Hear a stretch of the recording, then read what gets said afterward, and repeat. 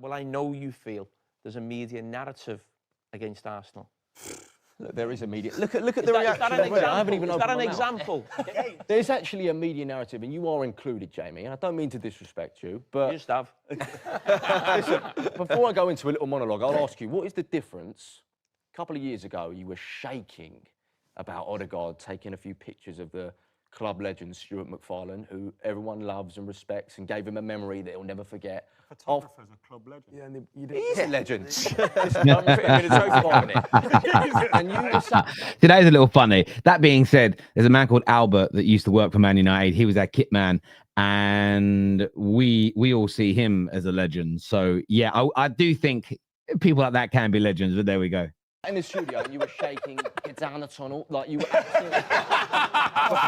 To be fair, that was Get down But then the other night, you're praising Maresca for getting sent off after celebrating. I'm not saying there's anything wrong with Maresca doing that. It's passion. It's what we want to see. But there is a narrative against Arsenal in the sense that it's like we can't celebrate until we have actually won. And I understand that theory. That's the same for everyone, though, isn't it? I get that theory.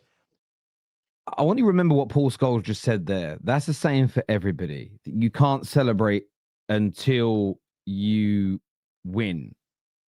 Just said the same for everybody. It isn't. And when we talk win, contextually mean winning a trophy. You can't celebrate a win until you're winning a trophy. Very weird that snuck in there and went under the radar a little bit. But let's finish this little clip.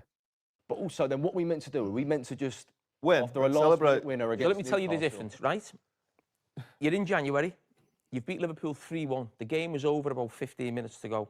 There was no last-minute winner. You might have got the third goal late on. There was like a bit of a celebration after the game. It's January. You were still behind Liverpool.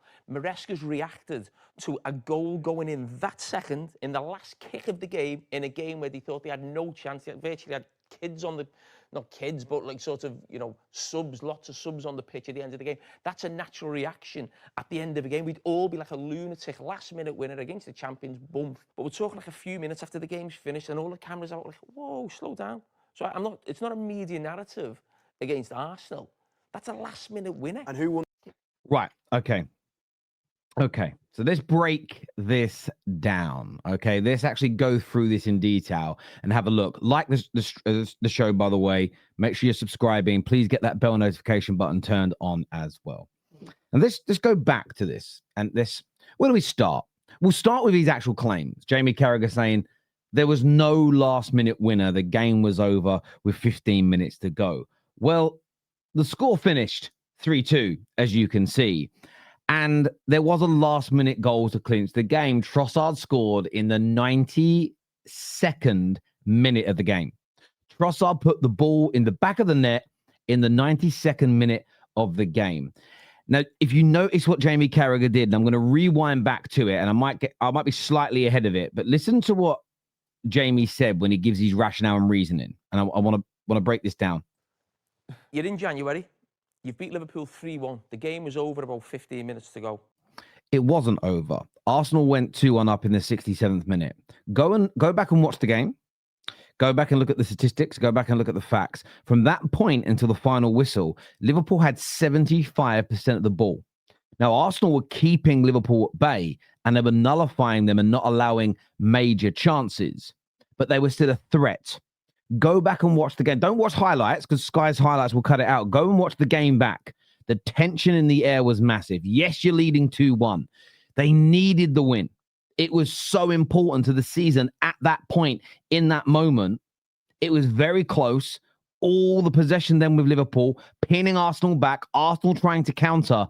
And in the last minute of the game, they get the third goal, the clincher. And we all know how important that goal is. Now, let's just not lie. When Man United went through it the weekend, we were 2-0 up, but we needed that third goal to feel comfortable. City at the weekend, 1-0 up. They didn't get the second goal, but you could hear the tension in the air. Go read the tweets of proper City fans after the game. Oh, could have done with that second goal to kill the game off.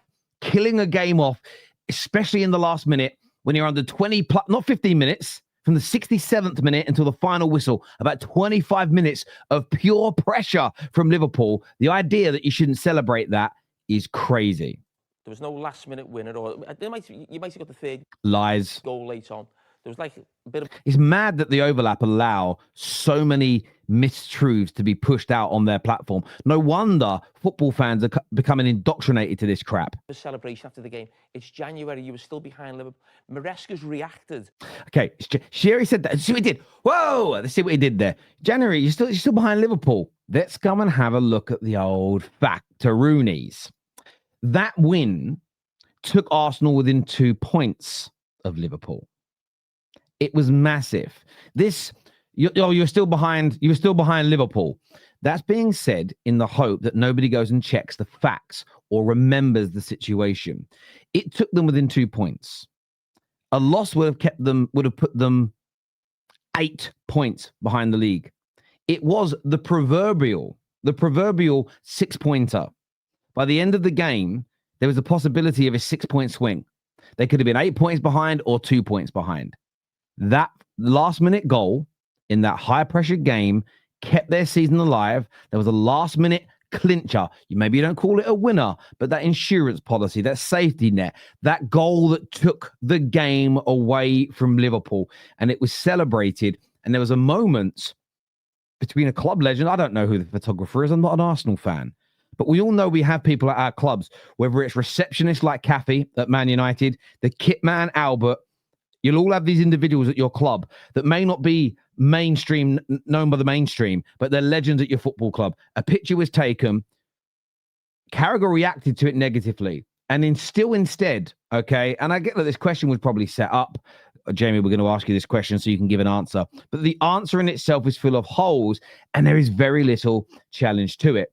And I think what's also important to remember is there have been multiple headlines, multiple articles, as we revealed the other day, talking about Arsenal's over-celebrating. Before that Liverpool game, when they scored last-minute winners, the exact same thing was said, and these articles were produced when they beat Bournemouth in the last minute. When they beat Bournemouth in the last minute, these headlines were created, these headlines were pushed, these headlines were out there. So what's disrespectful here, and I really wished that the panelists, the fans on this fan channel show actually all sat there and went, no, Jamie. This was done by the media at large after the Bournemouth game. In fact, articles were written after they beat Newcastle with a last-minute winner, saying they celebrated like they won the Ryder Cup. So they scored away at a ground like Newcastle in the last minute to not keep their season alive, because I don't think their season was over if they didn't win that game so early in the campaign. But it was the last-minute winner, a game where they played brilliantly, and still they were mocked by the media. Now, that article wasn't by Jamie, but the overarching question here is there is a media agenda. And there is a media agenda when it comes to Arsenal over-celebrating. This absolutely exists at every single level. And at 8 minutes and 25 seconds into this, I'm going to tell you the reason why I'm so passionate about this. Because, of course, this will be met by people that want to slag off Arsenal. So they'll just say, stop glazing Arsenal. Get out of Arsenal's bum. You're a fake Man United fan. Why are you doing this? And I'll tell you as to why I'm doing it. It's because of the exceedingly steep, very, very slippery slope that this type of analysis puts us in. Now, you remember I mentioned earlier on in the video when Scholesy said it's the same for everybody, that you can't celebrate. There's even a comment I'm going to actually forward to right at the end of this. If we just listen to this by the City fan. Now, he said it as a joke, but I'm going to tell you why it's become a problematic part of the game. Take a listen. Against Arsenal. That's a last-minute winner. And who won the league as well? Do you know what I mean? He was right, basically, is what you're saying. Cheers. We were unlucky. You were unlucky. You didn't win the league. Oh, we were very... So some will say that's just a banterous comment, Terry, and I understand that and I get it. But Arsenal didn't win the league, so Jamie Carragher was right to say don't celebrate that goal. People are now taking that seriously. And I want to tell you something for me. The reason why this has become a narrative wasn't to start with a way of slagging off Arsenal. Telling rivals not to celebrate their goals or their victories isn't about humility. It isn't about stay humble until you win something. It was a shield. It was a shield, a way to protect themselves and their teams from criticism by downplaying the situation. It, like, discouraging celebrations, you're trying to shrink the scale of that moment. You're trying to take that moment away to turn something significant into something trivial. And it's become a regular occurrence over the last 3 to 4 years. It's an attempt to strip meaning and emotion from an event, from one of those moments when it didn't go your way, by belittling it, by trying to make the victorious team feel puny, pathetic, weak, having low standards because they're just celebrating a goal, or they're celebrating a win in the middle of the season, or they're celebrating bragging rights. It's to take the sting away from them. If Man United beat Liverpool next weekend, what you will get from some Liverpool fans to remove the sting is, yeah, but look where you are in the league. Don't matter. Why are you celebrating that when your team's rubbish? It's a deflection. And we all recognize this as a deflection, and we used to laugh at it. But now, just like belittling cup competitions when you go out, don't care about the Europa League, Mickey Mouse. Don't care about the FA Cup, wasn't what it is. The Carragher Cup, who cares if you go out of that? It's all a shield. But the more and more this becomes embedded into our sport, the more it's used by the mainstream as genuine criticism. We've removed the banterous element where we'd go, ha ha, you're just gutted you got knocked out. You're just gutted you lost. We're turning it into real criticism. We're turning it into a real thing. It's fugazi. This mindset is a slippery slope.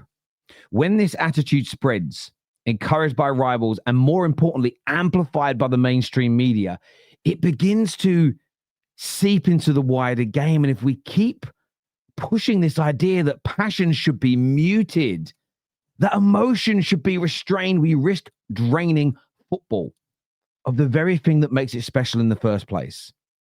And I'm so happy that Maresca was protected in his celebration, and we need to do more of that. We must stand up for it.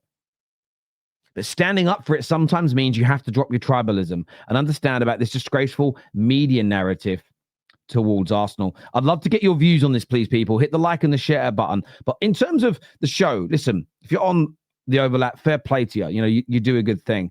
But this is satirical, what I'm about to show you. And we've done one of these before. But it really does captivate the issue with the mainstream media right now. Let's take a look at what Laura says here. Quick reminder, international break, so we need probably a week's worth of clippable content. So just keep that in mind when you're about to speak. Just before we start, is Rory deliberately wearing shorts, or is that no, it's fine. It emphasises the fact that his feet almost can't touch the floor. Great pins though, not gonna lie. Okay, so let's start with Arsenal, because they're top of the table. That's what we normally do. Oh, my mistake. Let's start with Liverpool then. Try and keep it short this time. We've done quite a lot of Liverpool chat over the past couple of weeks. 13 minutes, okay, not quite what I had in mind, but I love that. I love it.